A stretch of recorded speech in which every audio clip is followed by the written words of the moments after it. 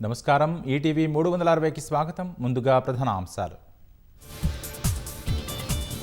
వరదలతో ప్రాజెక్టులకు జలకళ, 5 జిల్లాలకు భారీ వర్ష సూచన, రెడ్ అలర్ట్ ప్రకటించిన ఐఎండీ. ఉమ్మడి ఆదిలాబాద్ జిల్లాలో వర్షాలపై మంత్రి జూపల్లి సమీక్ష, జలాశయాల్లోకి వస్తున్న వరద నీటి విడుదలపై ఆరా.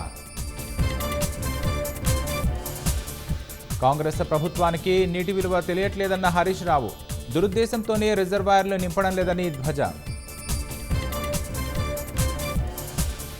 జమ్మూ కశ్మీర్ కఠువాలో మేఘ విస్ఫోటనం, ఆకస్మిక వరదలతో 7 మృత్యువాత.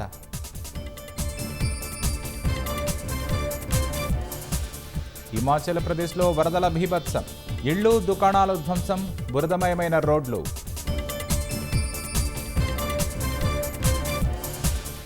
ఓట్ల చోరీ అంశంపై రాహుల్ గాంధీ పోరు ఉధృతం, బీహార్లో ఓటర్ అధికార యాత్ర చేపట్టనున్న ప్రతిపక్ష నేత. సాయంత్రం 4 గంటలకు బీజేపీ పార్లమెంటరీ బోర్డు భేటీ, ఉపరాష్ట్రపతి అభ్యర్థి పేరు ప్రకటించే అవకాశం.